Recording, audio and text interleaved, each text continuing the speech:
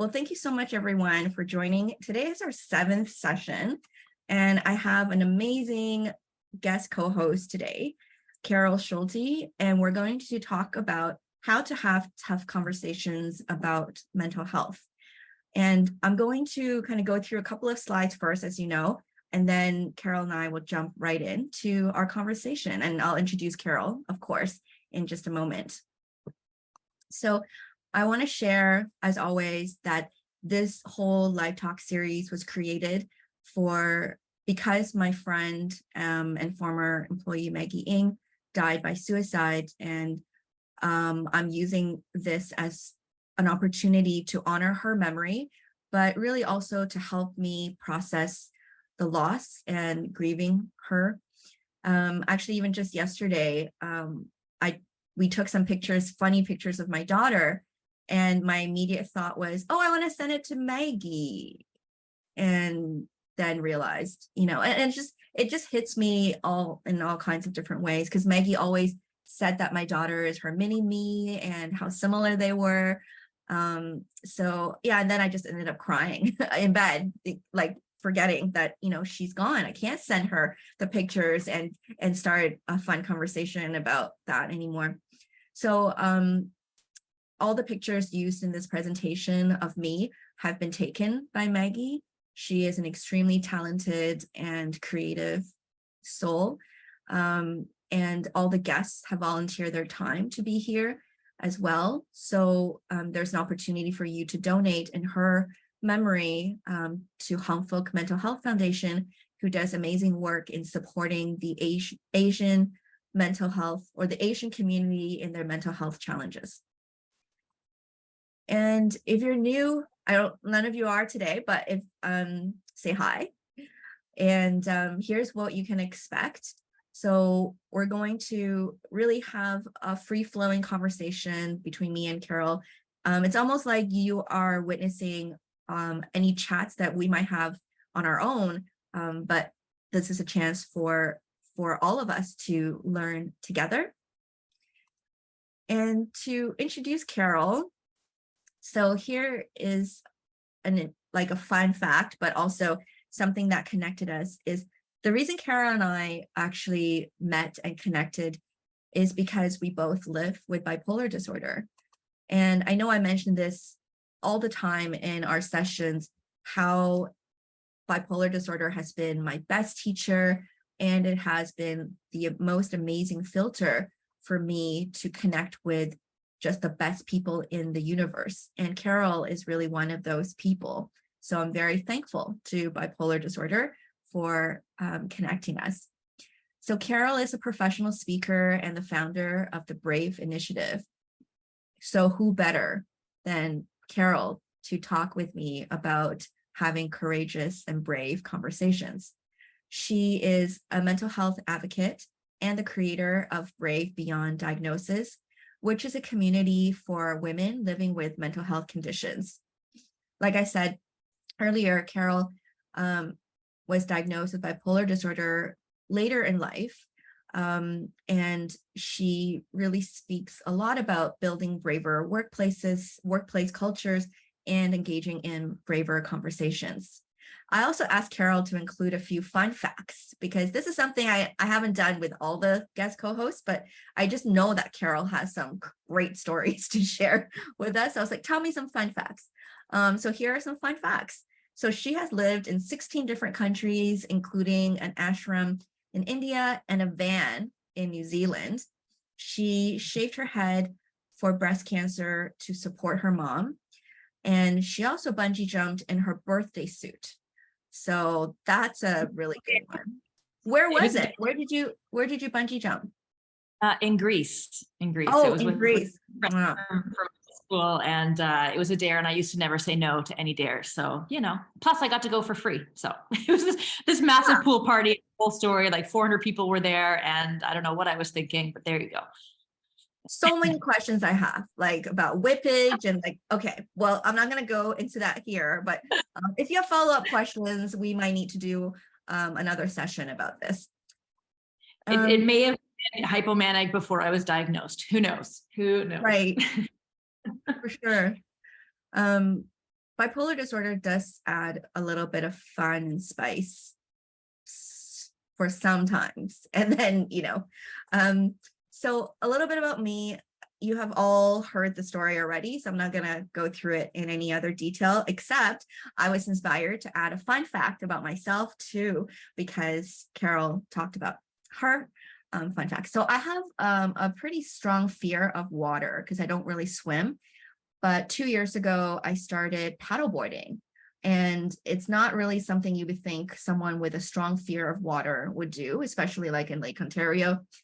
And I did. And it was one of the most amazing, healing, and growth opportunities ever. So I've become really obsessed with paddleboarding. If anyone here paddleboards, definitely let me know. I would love to go.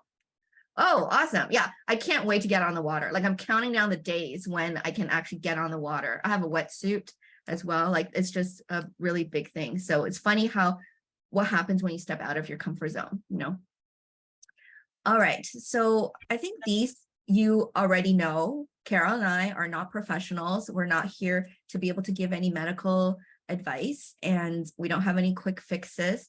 And please exercise self-care. If anything we talk about is a trigger for you, please take a break and leave if you need to. We're not going to be offended. And if you have any urgent issues, please make sure that you seek professional support. And if you need recommendations, send me an email. I can definitely try my best to help you based on where you live as well. So yeah, and then with that, I'm going to stop sharing the presentation, and Carol and I are just going to have like a chat about this. And we have prepared a few questions that we're going to ask each other and talk about. But if you have anything that you want to ask us, please feel free to pop it into the chat. We have a smaller group today, which is really nice and intimate. And hopefully that will give you all the opportunities to ask us whatever you want. So Carol, do you want to kick us off and you start with a question for me? Sure. Or we can talk about something. Yeah, let's start from like, why are tough conversations tough? So, we both talk about the importance of engaging in them. I call them brave conversations because tough has this like idea that we don't really want to engage at all. And so I think, I'm more empowering to say, okay, it's brave to go into this, but let's talk about why they're so tough to begin with. Yeah, I mean, for me, I think that it's how others might perceive you, this fear of being judged. And, last week I had my friend who is the CEO of a tech company come and he said, it's that concept of safety. It's like, where are you having this conversation? Who are you having this conversation with? All those things could contribute to whether it feels tough, right? What do you think? What do you think makes a conversation tough? I think a few things. I think we're afraid of stuff that we don't know, and we're afraid of it wrong. And so what I found is people either do one of two things. Either one, they want to get it right and have all the answers and say the things that they, are not necessarily appropriate, or they don't want to get it wrong and therefore they don't engage at all. So I think there's a lot who aren't even engaging in these hard, tough conversations because we want to know what we're talking about.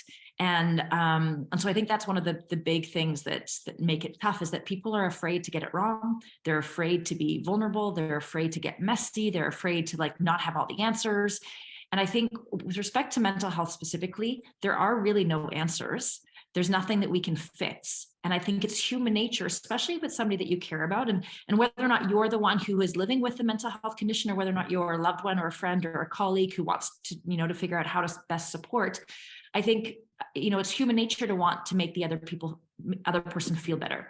And what happens is sometimes, if you're the one living with it and you can tell somebody's uncomfortable or whatever, you want to make them feel better and they're trying to make you feel better. And both of you are more concerned about trying to make it comfortable for the other as opposed to getting into the conversation that could really help. And so I think it's about trying drop having the right thing to say and going in with like, I don't know what to say. I'm here for you. Let's get messy together and, and figure out and be brave and vulnerable enough to, to work through this. So yeah, I think a lot of people don't engage because they're afraid to get it wrong, as opposed to recognizing you're going to get it wrong. If you engage in brave, tough conversations, you are going to get it wrong, and that's okay. And that's the point. Yeah. But, I think we are taught from a very young age that a lot of us are taught anyways, that it's not okay to make mistakes, right? That it's not a good thing to try to get out of your comfort zone, to try new things. I mean, why did it take me, 40 years to try a water sport that I always thought was cool? And the same thing with the conversations, like all the what ifs, like you said, right? Like, what if they get mad? What if I get it wrong? What if they stop being my friend? What if I get fired? There's so many unknowns that kind of keep people frozen. That I think that's what makes, especially conversations around mental health, really hard. Like you alluded to earlier, there are no correct answers. Even when I was trying to find a guest co-host to talk about what would I wish my boss knew about mental health challenges, like the only person that stood up and said, I'll do it, of all the people I asked, was Jason. He was being brave. He's like, I don't know what the right answer is. I'm doing it because I want to support your cause, but also I know this is an important conversation to have. Whereas other leaders I've approached about it are not as eager to be as vulnerable, to not know, right? To say, I actually don't know what the answer is. Yeah. So, and I remember thinking, yeah, I listened to that conversation too, and I feel not only does it take somebody who's like willing to say, okay, I'm going to, but there's also there's elements of compassion that also needs to exist. And I think, not that everyone can't be compassionate, I absolutely believe that they can. And in my experience, someone who has, even if they themselves haven't lived or experienced any mental health challenge, somebody who knows somebody that has tends to see it in a bit of a different way. And I think there are some people who still totally shy away from any conversation around mental health. They pretend that it doesn't exist. They don't want to engage. And that's very alienating as well, and also very, very tough. And I think sometimes, we're all on our different journeys, but I remember I was consulting on Vancouver Island, beautiful Vancouver Island, when I had my first ever full-blown manic episode. This is 2.5 years ago. And I was in the airport. They wanted to send me to my sister's to sort of get rid of me. Never made it to Calgary, arrested in the airport, tranquilized, hospitalized, very traumatic experience. And the place where I was, where I'd been working, who put me up in this beautiful, my own place. I'd been in touch with him, like the guy who owned this resort, for like over a year. Anyway, they went from like doing all the things to me to stopping all communication, blocking me from being able to reach out to anybody in the resort that I'd been consulting with, coaching with for a few months, shipped all of my stuff from my apartment to my father's house without telling me anything, no communication at all. And it was devastating and made me feel like, oh my God, like the shame and the nightmares that I still have to this day, because they weren't ready or able to engage in any kind of conversation or communication. Maybe they have compassion, I don't know, or maybe they just have this ignorance, or maybe they have this fear, or maybe I became a liability. But I think people who haven't experienced, like, I don't think they'd experienced a whole lot of mental health within their world, right? And just didn't know how to deal. And so I think it's hard for people. I'm not giving them an out. It was still very hurtful, but like, we need to be educated, right? We need to be educated. And I feel like I'm going on a tangent, but I think people are willing to be messy and get it wrong, like Jason, who have some compassion because they've seen it, or somebody in their life have experienced it or live with it. Yeah, I think that is definitely true about the source of compassion, where it could come from, to have that experience.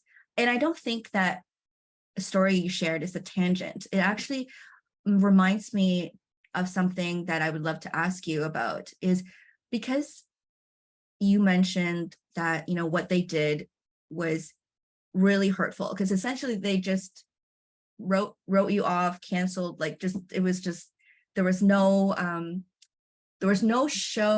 no evidence of any compassion for someone whom they've worked with. It seems very harsh. So in that case, you know, and it had a lasting impact on you, right? Like nightmares and shame, anger, because none of this was talked about. So I guess I'm curious, would a tough conversation in this case be for you to talk to them and say, what happened? Like, what the hell? Or, you know, like, or just something. I'm curious, you know, like, would that be therapeutic for you? Like, would that be, because the shame only lives in hiding, right? But if you bring it out to the light, then there's no shame. I So, love that line, shame can't exist in the light, and it's true, and that's why, you know, it is good to sort of share. So for the first few months, I wrote endless emails, called, text messages, tried to get something, and I didn't hear anything. And then, you know, somebody who had worked with them, I brought someone on to lead a retreat for the team. Anyway, she had reached out to him. He talked to her. But it's interesting because could it be a tough conversation, a brave conversation? Yes, absolutely. But then I would have to make sure that I go in with zero expectation, which is another reason why these kinds of conversations are really tough. Because sometimes, whether it's the person living with the, you know, the illness, the challenge, the condition, or the person that loves them, wants to support, sometimes, which is human nature, we go in with expectations, right? We want it to look like this. We want it to end this way. We want to be able to have them say, yes, you could do that, or no, you can't do that. Or we want to be able to, like, you know, leave it with a nice, pretty bow. We have these expectations of how it's supposed to go. And we can go in with an intention, but we can't go in with an expectation, because if we are attached to what we think the outcome is supposed to be, 99% of the time, we're going to leave disappointed. And so I think it's important to go in with an intention of how we want this tough conversation to go, but be detached from what's going to happen. So a conversation with them that could potentially be a brave, tough one would probably look like, which I've thought about numerous times, me writing a letter, sharing my thoughts, not blaming, but being able to, like, get out what it was like and what it meant for me, sending it to them with no expectation of hearing from them ever again, just to have closure on my part. Because if I wanted to have a conversation with them, first of all, I've tried to engage numerous times. And second of all, I would want something back from them, or I'd want them to say, I'm so sorry, you're right, we treated you badly. They may not ever say that. And then I'll be even more disappointed if I put myself out there and I tried to do this and it didn't go the way that I hoped it would. So I think that's another piece with tough, brave conversations, is that we have no idea how they're going to go, and we can put ourselves out there, but we cannot be attached to an expectation of how it's going to go, because that'll make it even worse. yeah, I 100% agree. I think I always say my downfall are my expectations that I can't let go of. Because when you're so attached to the way things need to go or things need to be, and you have no control over all of these things, then you really are beginning to get upset about things that will never change. So if you're fixated on it, then you're really kind of stressing yourself out for no reason. If we can maybe bring an example into this, because I think it's so great what you shared, and like what we were talking about, just sort of setting the stage for tough conversations. A lot of people have asked me this question, is around the concept of support. You know, I've been very fortunate to have my husband, who is just an amazing support. My parents are very understanding and supportive. I have a lot of incredible friends. But even then, you know it is still hard to ask for help. And in the depth of despair, or like, you know, I just came out of a depressive episode. So even in that, I don't want to ask for help. So people have asked me, you know, what should they do when they need help, but they don't know how to ask? or who to ask. But they know they could really use the help. Like, what do you do then? I think that's a great question. I think you would probably have some really great insight to this question as well, but I think it depends on the individual, and I think it depends what kind of support they need. And I think in the moments when you need the support is probably not the best time to be able to share what it is that you need. But I think if you have a few close people in your life that you can have honest conversations with when you're, stable, or when you're, feeling your best self, to say, listen, just so you know, when you don't hear from me for a while, it's probably because I'm depressed. And in those cases, I would love for you to just text me and let me know you're thinking of me. You don't have to show up, you don't have to do anything. Or maybe you're somebody who's like, you know what, in those times, like, I will never put myself out there to say I want to do anything, but if you, suggest a walk, that might be the push that I need to go. So identify when you're in a good place, not that you're in a bad place when you're not, but identify when you're, feeling good. What are some of the things that you individually need? And who you might need that from, because different friends and different family members offer something different, right? And let them know that. Yeah, so I think it's really about taking the time to think about, okay, what do I need to just be quiet and have nobody reach out and say, listen, if you don't hear from me for a while, it's because I need to cocoon, and I need you to be okay with that. And I don't need you to say you need to get out of bed. We're going for a walk. We're doing this. Like, I need you to respect and honor that I'm going to be out for a little while. So think about what you need, because each of us needs something different, right? And then be able to have those conversations when you're, when you're in a good place. Yeah, I think that definitely makes sense. And it's like that proactive way of building your support network. I've actually been in a situation where a very good friend of mine just wasn't able to come through for me with something I really needed. And I was going through a depressive episode, and my daughter was in emergency. Like, it was a very chaotic time. And this friend didn't really even give me any reasons for why she couldn't help me. And so I think for me, I realized that I asked her. So I guess I did have a tough conversation, but I wanted to know, like, why this seems really odd, right? And I think that's also why I find tough life challenges, like living with a mental health condition, is such a good filter. And you realize who your fair weather friends are and who your friends who would be there for you are. And I have compassion for her.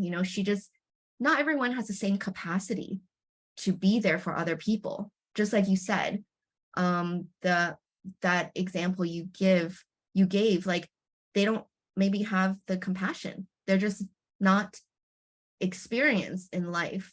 They haven't gone through enough crap to understand somebody who is dealing with a tough situation to have that same compassion. So I can see that being the case. And I think people get disappointed and then they get scared to ask for help. Because I can definitely relate to that myself. And then sometimes I feel bad that really I'm just relying on my husband 99% of the time, because he's just always there, and then I feel bad about it. But then I actually feel scared to ask for help sometimes, because I don't want to be disappointed. And I don't want to have to say, oh, you know what? Maybe you're a fair weather friend. Like, maybe this is really not, you don't want to test some friendship sometimes, right? Because it's that fear of what might happen. Yeah, I can absolutely relate. And I'm sure there have been times in your life where you have had friends who have been going through tough times, and you wanted to know how to support them and how to show up, and you didn't. And if they had said, listen, if you could, like, share your lasagna recipe with me, or like drop off some whatever, that would be extremely helpful. Like you would know how you could do it. You could choose, do I have the capacity for that or not? But at least you knew. And I think the reality is, yes, there will absolutely be people who either don't know how to show up or won't have the capacity at the time that we may need them to show up. But there are also a lot of people who probably want to show up and have no idea how. And so I think it's, even though I can relate, like, oh my gosh, I'm relying on this person, I don't want to reach out to this person, I'm not. There are also people who want to be able to be there and show their love, and we're doing them a disservice if we're like rejecting it, right? Just like a compliment. If it's like, oh my gosh, you look beautiful today, and you're like, no, like, oh, this old thing, you're rejecting something that somebody's trying to give. And so, people want to give, and we can also allow that to happen in maybe even an easier way if we're like, okay, if you want to, like, sharing a quote with me once a day or once a week would be amazing, or just giving me an emoji knowing that you're there would be huge. So there's so many small things that people can do, and giving a few examples, or allowing people to share that, or us inviting different ways, might make it easier. Because I think we assume that we're asking so much. And also people can say no, right? Just like if people come to us and we're not feeling our greatest, we can say, I don't have the capacity. People can do that too. We're not telling anybody. We just have to watch those expectations. As long as we say, okay, I'm going to ask this person to do this, and if they say no, I'm going to be okay, but at least I've asked.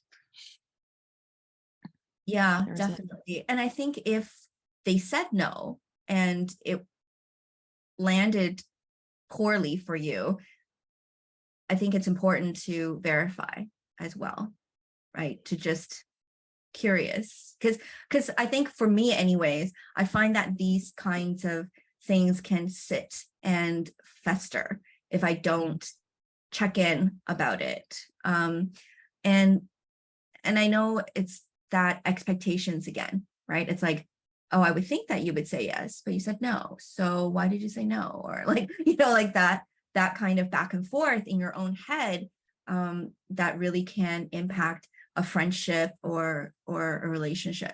So I know our examples now is more about like friendships. And one thing that you said about asking, just ask, and not, because you don't know what the other person is capable of, right? Like, who are you to make the decision for them? It reminds me of an example. So as you know, Carol, like I love Gabor Mate, and I'm in his training program. So last year when I was at the conference, I had the privilege to introduce him on stage, and I had a one-on-one, like he answered my question. Well, it was like one-on-one, but in front of 350 people. And I said, I'm sorry. I said, I'm sorry that I'm taking up your time. And I think he said something like, do you think I'm stupid? And I was really like taken aback. I'm like, that's so mean. Like, why would you say that? Right? I already said sorry. He's like, well, I must be stupid, wouldn't I? If I can't make my own decision, whether I can talk to you or whether this is worth my time. And so he said, don't make decisions for other people. Like, don't make decisions for me. I picked you. I'm talking to you. Because in my head, I'm like, who am I? Like, he's my biggest rock star, like Gabor Mate. I love the man. It's not because of his looks. He's like, 80 years old. but he's just clear, Brian, just to be clear. You're I know. I'm like, oh my God. Actually, just funny. I posted something funny on Facebook yesterday about how I ended up marrying my celebrity crush because Brian looks so much like my celebrity crush, and people were saying, no, Brian's better. He's better. So that aside, I love Gabor Mate because of his capacity for compassion, and that always stuck with me. I was like, yeah, who am I to make a decision for a friend?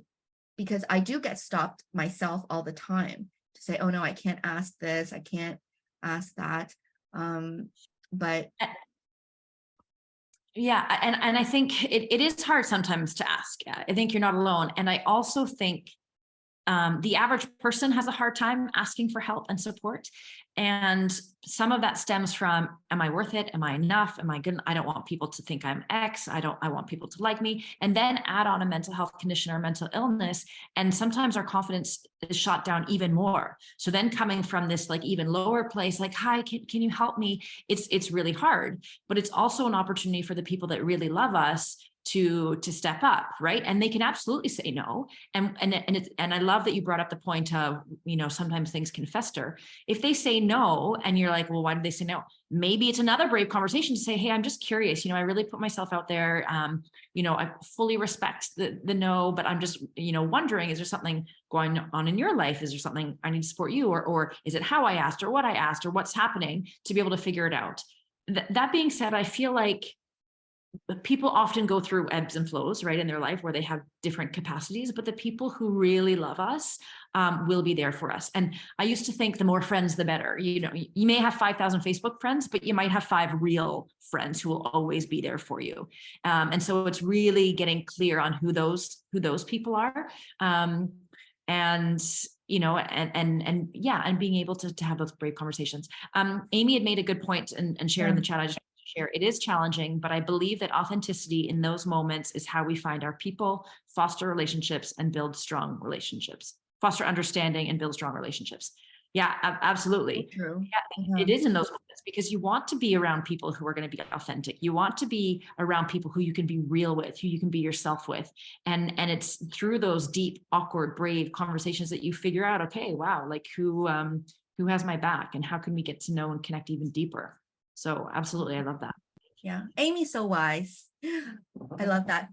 And I think that sometimes when we get triggered, or when things don't happen the way we expected, it could really hit a place that's rooted in trauma for us. I've been doing so much work in trauma with Gabor Mate, so I think everything I see now is through the lens of trauma. But I do find that to be true. Like in this case with my friend, her response was, it's not my job to pick up medication for you. Like that was her response. And I said, wow, that was like really cold. And I said, were you busy? She's like, no, it's not my job. She's a doctor. Because I thought this would be something she could help with. And I think for me in that moment, what was triggered for me is my abandonment complex, from my childhood trauma. And I realized that, sure, this may not be like life or death kind of big deal, but I realized she is not one of my people. Like, if I can't count on this person in such an urgent situation, and the only inconvenience that was causing her was, whether it's her job or not, to pick up some medication for me. It's and because I know and I'm aware of these traumas that I have, and the triggers that can really explode them. I now know not to make decisions by myself. I would have to check in with a couple of trusted sources and say, hey, I just want to check in with you. Am I being rational in being upset about this, or is this my trauma speaking? So those are also the offshoot tough conversations that I have started to have as well, just to be able to make sure that my lenses are clear.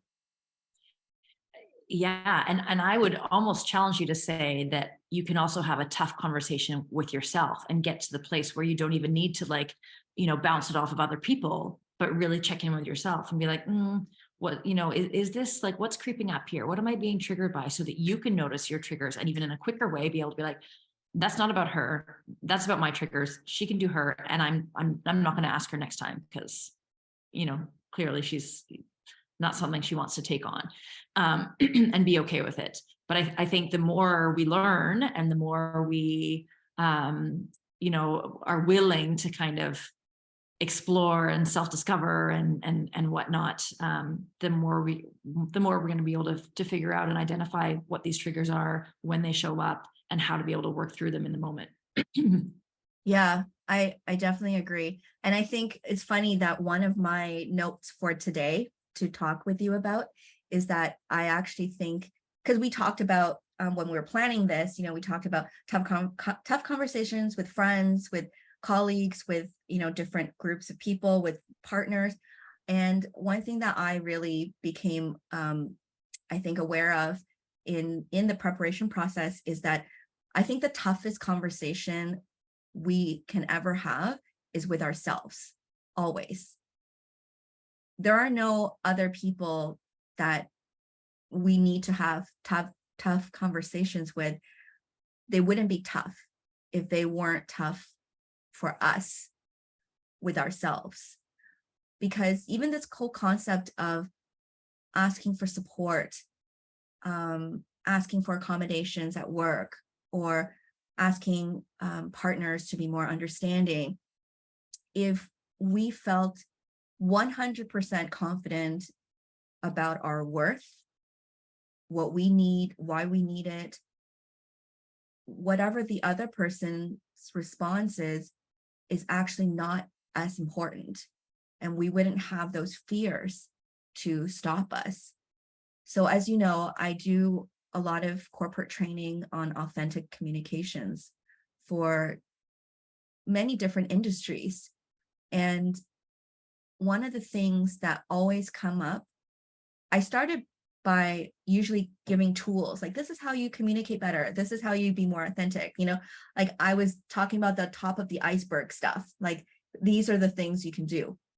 But the more I do these training and the more issues that people bring forward on how to resolve, interpersonal issues, I realize it's really everything that's under the water at the bottom of the iceberg that doesn't get addressed. And it's almost always about whether you feel worthy, you feel enough, and you trust yourself. And I think those are things that really make conversations tough because we avoid them with ourselves. Unless you have some kind of mindfulness practice where you sit with yourself literally to see what's going on, I think it's very hard for people to be confronted with conversations with themselves.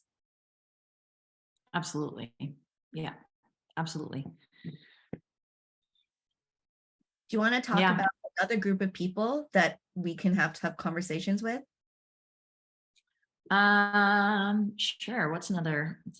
So here's one. This is another one that gets talked about a lot, is about your partner. How do you get your partner to understand you and support you more? Because I rave about Brian a lot, so people think he's like pretty awesome. I guess he is. I'm pretty And sure he is. I guess, he never raves about me. And I actually internalize that as he's better than me. But then I know he's not better than me. Like he's better than me in some things, but he's not better than me like overall. But sounds like two of you are going to have a brave conversation this evening. We did. Because one of our guest co-hosts really had a brave conversation with me about the concept of being lucky. Because I said to her, I'm really lucky to have Brian. She's like, well, Brian's lucky to have you. I'm like, yeah, of course he is. She's like, no, you're not understanding this. Because when you say you're lucky, you're actually minimizing your contributions to Brian. And that's what it means internally for you. But I, of course, didn't notice that before. So that was really, really powerful for me when I noticed that. But a lot of people do ask me like, oh, how do you get your husband or, your partner to be so supportive? Mine is always dismissive, and they're just like, a lot of different issues. And I don't know how to ask him or her to do things without getting into an argument. And there's just like so much tension. And I just can't deal with this when I'm also dealing with all of these mental health challenges too. So so I have my thoughts, but I'm curious what you think. Well, I mean, I can share in a limited fashion in that I don't have a partner currently, and have actually I did not have a partner when I was first diagnosed. So the whole 2 years I haven't, although in my second big full-blown manic episode, went into a relationship very quickly with somebody that I knew for 20 years. And it was like, go, go, go. We were planning like babies and all these things very quickly. Still a good friend. He's a psychotherapist. And so was very supportive because also knew me for 20 years. And so just wanted to show up and was there and in a massive way. But I think, when you had first said, I think Brian's awesome. He doesn't always tell me I'm awesome. He tells you in how he shows up. And I think, going back to this idea, I don't know if you've heard of the 5 love languages, Yep. but I think it's also very much like comes into play in this conversation as well, because people show support in a lot of different ways. So people may be showing support, but not in the way that it actually gets translated to support to you, right? It's like you're speaking different languages. And so it's important to identify, especially with the people that you love and your partner specifically, what support you need. So maybe it's not that they do the yard work and they make dinner. Maybe it's, I need notes. I need words of affirmation. I need to be told that I'm amazing regardless of what I have. So it's identifying what forms of support you need, and then maybe saying, I need to do this, I need to do that. Instead of that, engaging in this conversation, like, what does support look like to you? How can I best show up for you? How do you feel supported? Because how I feel supported is X, Y, and Z. And it would really mean a lot if I got some of that for you. Instead of telling people what to do, it's about trying to build this understanding in terms of, we all need different things, and we need love and support in different ways. And what does that look like for you? And what does that look like for me? And how can we both commit to doing better to speak the language of the other? Right. Yeah. I can definitely see how impactful that would be, to be able to build kind of those connections foundationally, right? And so what are your sources of support, Carol, for your well-being? So I'm very fortunate that I have an amazing group of girlfriends. And so so they're a big form of my support. I lost my mom at a very young age, which was really, really hard. And so I wish, I wish I had her and that she would still here, because she would definitely be my support. I still talk to her. But I do have 2 sisters. They live in Calgary, and so I can't see them as often, but one of them I speak to almost daily, which is great. And I am very close with my dad. So he's also a good support. Now, he is speaking about trying to take it in different ways and having tough conversations. He's British. I grew up with a grin and bear it. You can manage it. It's a great day. We're above the ground. And so anytime I felt anything growing up, I pushed it down. Okay, I'm not feeling anything. Here I am. And it was all about the show. It was all about looking good. We had this from the outside, this perfect family, perfect kids, went to private school, had a dog, had a big house, like all the things. When my mom had breast cancer, she wore a wig, and at my 21st birthday party, nobody knew, because, nobody could know that anything was going on. Like, it was just always, everything is happy and gay all the time. And so for a while it was really, it was hard to have conversations with him, because he would be very dismissive, not from a trying to be mean, I don't think, but from more of an ignorant place. And the amount of times he said, well, thank God you don't have cancer. I think cancer is awful. I think it would be terrible. And I think mental illness, especially one that will never go away, can also be very tough as well. And I don't think it's about comparing apples and oranges. They're both awful. They're both different. But to sort of minimize or compare it to, or put it in instead of just like, meet the person where they're at and try and see it from that. And I think for a father of 3 girls, who is very afraid of having any uncomfortable conversations, because, he's up in there, like, everything is, it's a great day, we're above the ground. He's always positive because he doesn't engage in any hard, tough conversations. So I think, going back to what we were saying in terms of expectations, I've really had to let go of how I want him to show up and what I want him to say, and recognize and just keep telling myself he's doing the best that he can. And he likes to show support in like, oh, is your bank account a little low? Can I give you something? Can I get your, that's how he shows his support. So I'm like, okay, I'll take it. I know he still loves me, but for a long time it was really hard, because I was like, you don't get it. You don't understand. And the only person who left upset all the time was me. So I think different people in my life show support in different ways. My father is one way. I have girlfriends who tell me that I'm amazing. I have a sister who says, come on, Carol, like get get on with it. So yeah. And then I also think that I've had to cultivate like my own self support too. I mean, I would not be here if it weren't for the people in my life. Again, I am so super grateful for so many amazing people, and I do lean on them, but I also have to do things for me. Validation growing up was a big thing. People pleasing, approval seeking, wanting to collect those gold stars, always wanting to feel like I'm good enough. And then after diagnosis, I was like, oh my God, I'm never going to be perfect. I'm never going to be like, get that gold star because I have this flaw. I looked at it as a flaw for a long, long time. I was in denial for a long, long time.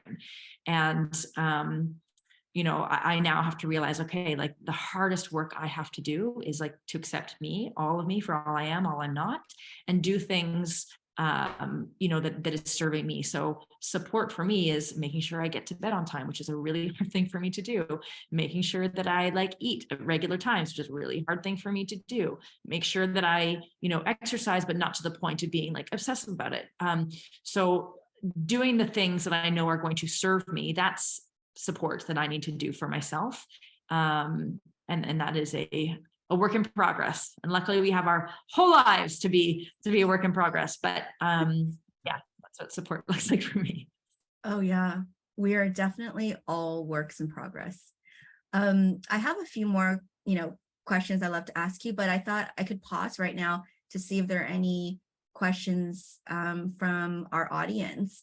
And I know people also submitted questions too through their registration. So does anyone have a question that they might want to ask?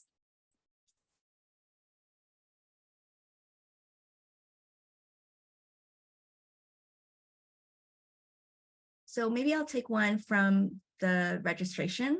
This question is about support, actually. So how to help family members, for example, a mother who is 76, who will not acknowledge having bipolar disorder, late diagnosis. So I think I can take this first. Yeah. So I actually have a family member in this situation, not my mother, an extended family member. And I've tried a lot to educate him on what bipolar disorder is, the importance of getting medical support. But there is a lot of baggage that people live with, whether from their own traumas or intergenerational traumas, societal conditioning. And I know that there was just a lot that I can't overcome. So for me, I still keep in touch and message, because I also need to be careful of my own mental health. And I think taking care of yourself is really the most important thing. You can't pour from an empty cup. But as long as you feel that you've tried your best, I think that's really all you can do. And this particular family member does not believe in taking medicine, does not believe in psychiatry.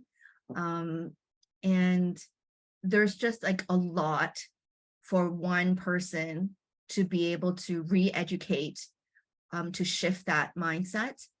And I know the root of that is there's just so much shame in living with an invisible chronic illness that is not curable, and that fear that comes with that. So denial is easier than anything. And in this particular example about a mother who is 76, I think as long as you can have peace that you have tried your best to make sure that she can live the best life that she can live, that's really all you can do to support her. And there have been quite a few caregivers of people living with bipolar disorder reaching out to me to ask about starting a separate group.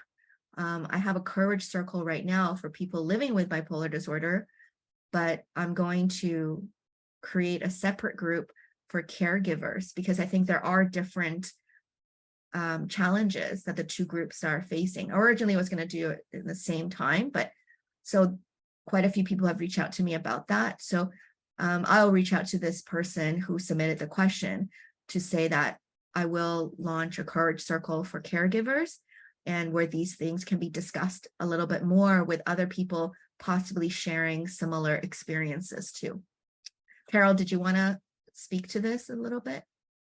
I think it's such a hard question. I really appreciate you addressing it and knowing that you're going through, it with an extended family member, because as much as we want to be able to support people and tell them what we think, whether or not we know, but we think with great, research and studies back behind us that there are things that could help them. At the end of the day, everyone is entitled to do what they want to do. And the reality is you can lead a horse to water and you can't force it to drink.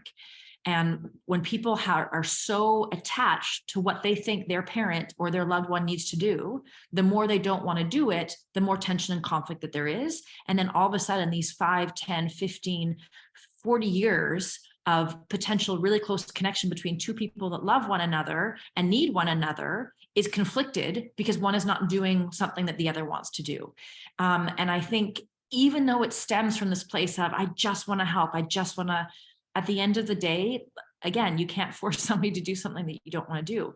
I do think it's really important to have brave, open, honest, tough conversations when someone is, stable. And instead of saying, you need to really take your medication. Because the other thing too is if you're asking the same thing or telling somebody to do the same thing over and over and over again, you get more resentful, you get more upset, you have less and less patience, you get more and more frustrated.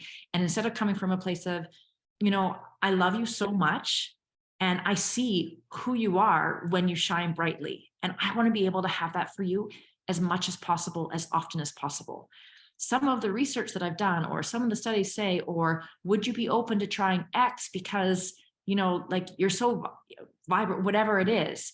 But having those conversations when they are in a place where they can take it in, because a lot of people have conversations when they're not in a great place. Or if somebody told me not to spend thousands of dollars when I was like, woo, living my best life, I wouldn't have been able to hear it.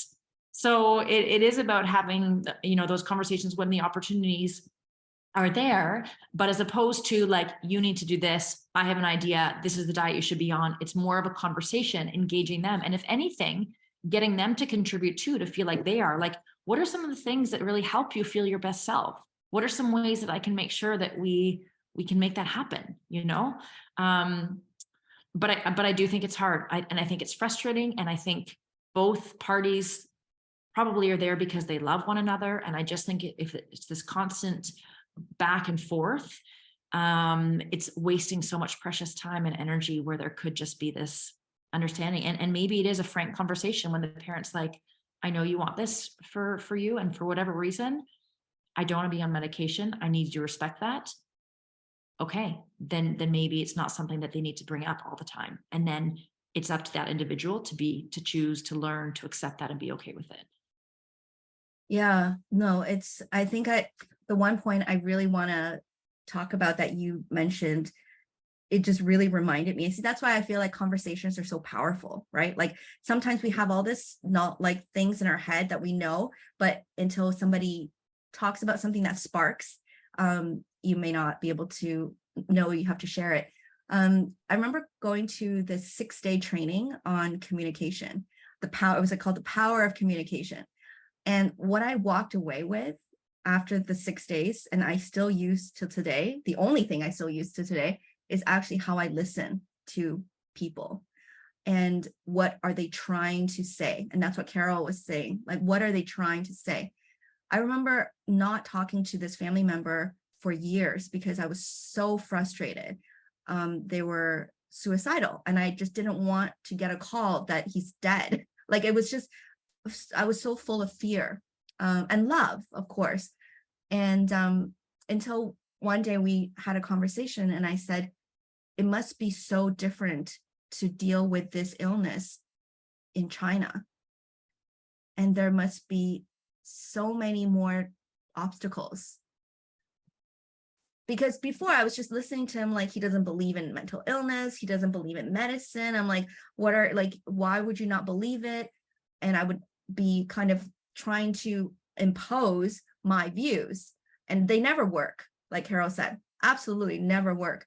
But it wasn't until I was really listening to his resistance and pushbacks, I realized it's because it's so scary. There's so much misunderstanding and fear and shame. And of course, you're not going to want to admit it. And that's when the channel opened. And I said, how about we just form a group text? And then I can send you different things that I like. Is that okay?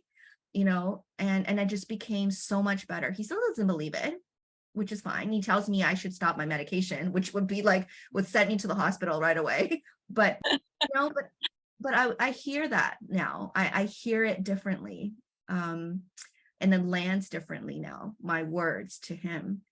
So I hope that helps with this question. So the next question is, last one, is there an overlap with diagnosis of bipolar and complex post-traumatic stress disorder, our experiences or research?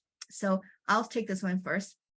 Yeah. One thing that I know Gabor Mate always talks about, he quotes about how the only mental health condition is complex post-traumatic stress disorder. So basically everything stems from CPTSD. And I actually have his book here. It's called The Myth of Normal. I think he had 3 chapters about that in this book. It's an amazing read. And he talks about the fact that because of the need to compartmentalize symptoms into a diagnosis, it actually has not been great for mental health conditions and mental health treatments and support, where most illnesses really stems from some kind of trauma rooted in childhood. That's his research and the data he's collected in his work. So that's why he created this program called Compassionate Inquiry, which has really helped me to peel away many, many layers of my giant onion. And there's still many, many more layers to go. But I would really highly recommend this book if you want to learn a bit more about the connection between any mental health condition, but including bipolar disorder. I tagged these 3 areas. He actually talked about 3 different cases of people living with bipolar disorder. One of which I was like, is he writing about me? That's not me, is it? Like I was literally like highlighting and underline. I'm like, that's me. I don't remember getting interviewed though, but that was like so that's what I would really highly recommend. And just with respect to time, we're at the end of our session today. I feel like we can talk for hours, Carol, and we need to meet up and do that. But I'm so grateful for you to be here with us, to share your wisdom. And if people want to find out more about you, how do they get in touch, or how would they find you? Great question. They can go to my website, which I'm going to write. Oh, I will share it. Right, you can write it here, but I will share it in the follow-up email as well. But yeah, put it here so people who are here live could get it. But I will send a follow-up email with the replay for everyone. So Carol, I'll include your website and email there. So if they want to find out more about your Brave, I'm just not getting the name right, your Brave Beyond Diagnosis community, that they can do that as well. And then also, can I just throw a quick thing out there? Yeah. I'm launching a Brave Healing Journal, and on June 4th, it's an open invitation for anyone who wants to come to the launch. Tickets are free, and it's really something I created through my journey. And it's a guided daily journal to help you find your brave and empower your life.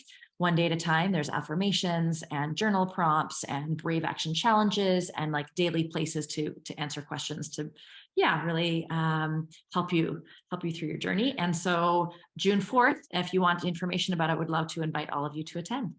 Yeah. Can I include it in the follow-up email as well? If you have a link, I'm sure this community would love to know about it. So yeah, just send it to me and then I'll put it all in the follow-up email. Perfect.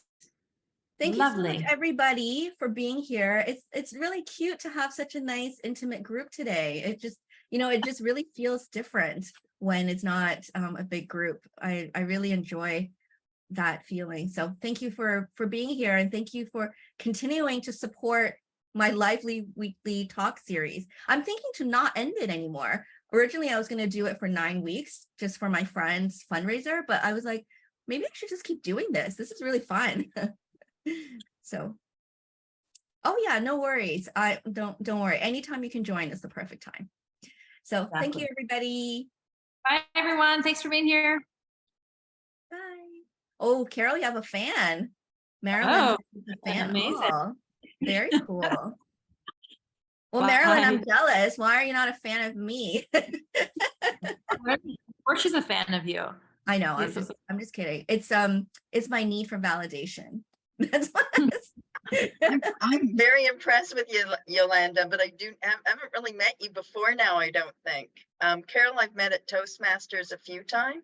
Oh, so yeah. a few times. So oh, Carol, anyway, I'm sure to see you again. I love what you guys are doing. The speaking bravely on your personal journeys is so helpful for me. And that might have been my question, by the way, that CPTSD and bipolar. Yeah, that was yours. I didn't want to say who the question was from, but yeah, that was my memory. That's my memory issue, and it's so hard for me. I think that might be mine.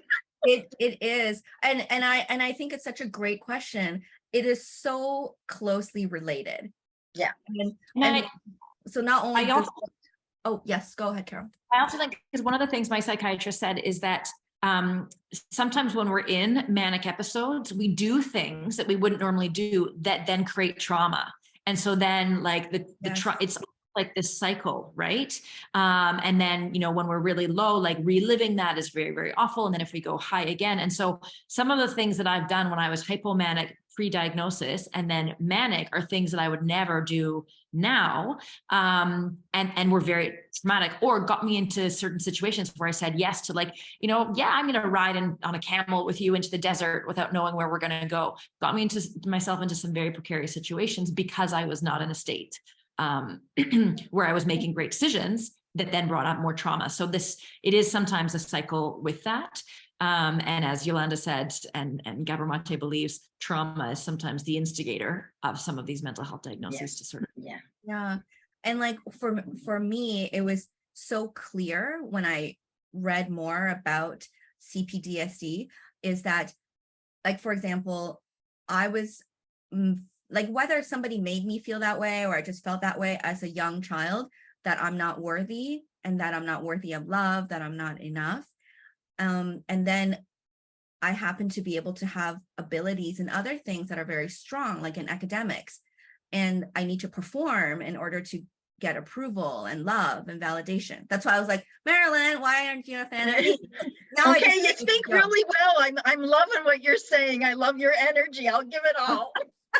No, I was just saying, like, so that's like part of the trauma response. And bipolar disorder, by definition, you experience two poles of feelings. You're feeling like you're nothing, you're depressed, you're like not worthy. And then you feel like you're top of the world. So if you've had that kind of childhood experience where you were made to feel like nothing, and then you were made to feel like king of the world because you were able to do something well, then it manifests itself into an illness that looks like bipolar disorder, but it really stems from complex post-traumatic stress disorder, right? So that's kind of what, like, a longer explanation of what he's talking about. And this is actually something I haven't talked about yet because nobody asked this question, but it's a really interesting manifestation of bipolar disorder. And in the Courage Circle I run for people living with bipolar disorder, we can all identify that pattern from our childhood, which is so cool. I was like, oh my God, we have all had the exact same pattern of feeling like we are nothing and feeling like we are like the best. And that's actually what causes that. Well, I have a lot of that too, but I'm not diagnosed as that, because although sometimes people who don't know, like not a professional, might say you're bipolar, like because I have these polarities. But if you overall look, and I have a therapist I've had for decades, it's complex post-traumatic stress disorder, but it's compounded from many various traumas throughout my life. And so it repeats, and I'm not doing it. I swear I'm not doing it. And it's how to find good people. When you're vulnerable, bad people will pursue you. And so it's been, but trying to get my voice is taking me a very long time, but to speak out about difficult discussions. And this is what drew me so much when I found this was something that you spoke to, and that Carol was doing this discussion on having difficult conversations. This is what I need to do. This is what I keep saying. I can't speak because I'm shut down by people, and internally, like you were saying it when I came in, the hardest discussions is because you can't discuss it yourself. It's so hard to have these discussions with yourself. And so, and I want to be able to talk. I want to tell my story. So the traumas that I have, it's systemic bullying and misuse of power, so that we actually address issues, so the traumas stop. And so it's not just looking at healing people, although I recognize you still have to heal. I have to work on healing myself. But there are so many systemic issues that have to be changed and dealt with, that are systematic, that are conditions that can change. And so that's where I want to learn to talk, and they're difficult conversations. So when you speak to that, I'm going, yes, yes, I want to learn to speak like you too. So thank you. You are already speaking. You are. Yeah, you are. You're sharing, you're speaking. It's very captivating. I love it. Yeah. Don't stop. I shut down though very quickly or often, or so I'm not consistent. So I haven't been able to, although I did write a book, a 400-page book. I'm not lazy. Oh. So, but I didn't get it out much. Like, it's published. It's decent looking. Oh my gosh, it's published already, Marilyn? That's amazing. Let me get in the camera. It's hard with my screen in back. What is it called? I can't The see. Brutal Truth. Oh, okay. I'm going to rewrite and do 3 or 4 books and do it more palatable for people. I wrote it over a decade ago, but I need people like you who are speaking about these mental health things and sharing it in a way, because everybody's traumatized in so many different ways, and system needs to change and people need to heal, and you have to have the voice. And again, something else you were speaking to today in that short bit that I caught is that it's really important for sharing, for doing these, for speaking up and having these conversations and learning how to manage and stuff. And so I need to be with people who are not quiet things and don't talk about it and pretend it's not even there and go into denial and what have you. So when I hear people speak like this, I start feeling all excited. I can heal more, and there's people out there. I'm not doing it alone. Good for you for showing up. Thank you for being here, Marilyn, and keep going. And you had said at one point, tough conversations with yourself. Before you told us that you'd written a book, I was going to encourage you to journal, to write. Even if you're not having conversations with other people, doesn't mean you're not still having a conversation. So talking about, before we fix the systemic issues, of which there are many, we also need to start with ourselves, forgive ourselves. Yes. That's everything. So keep writing, and hopefully we'll see you maybe at the launch of the journal. Oh yes, yes. I wrote really down. called to say that you need to join Carol's community of women living with different mental health conditions. That could really motivate you and make you feel. And I'll have to find out more about all that you do, Yolanda, because I found just a screen when I was trying to get online right now, or just before coming on. So really lovely meeting you both and talking to you today again. And yeah, nice meeting you too, Marilyn. You speak really well. We like to hear more. Okay, Yeah, thank you. for Thanks sure. so It's- much. Bye. Bye.